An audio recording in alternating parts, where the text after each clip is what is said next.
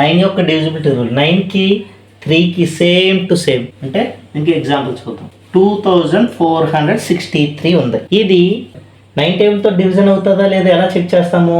ఇందులో ఉండే డిజిట్స్ అన్నిటిని ప్లస్ చేస్తాం. అంటే 2 + 4 + 6 + 3 వీటన్నిటిని ప్లస్ చేస్తే అంత 15. మరి 15 అనేది 9 టేబుల్తో డివిజన్ అవుతుందా? అవ్వటం లేదు. 9 టేబుల్లో 15 రాదు. 9 × 1 = 9, 9 × 2 = 18, 15 రాదు. సో ఈ నెంబర్ 9 టేబుల్తో డివిజన్ కాదు. ఓకే, ఇంకోటి చేద్దాం. 2061 అనేది 9 టేబుల్తో డివిజన్ అవుతుందా లేదా ఎలా చెక్ చేస్తాం? చెక్ చేయండి. 2 + 0 + 6 + 1 వీటన్నిటిని ప్లస్ చేస్తే 9. మన 9 అనేది 9 టేబుల్లో డివిజన్ అవుతుంది కదా. సో ఈ నెంబర్ మొత్తం 9 టేబుల్తో డివిజన్ అవుతుంది. ఇది అవుతుంది కాబట్టి ఈ మొత్తం అవుతుంది. ఇది అవ్వటం లేదు కాబట్టి ఈ మొత్తం అవ్వదు.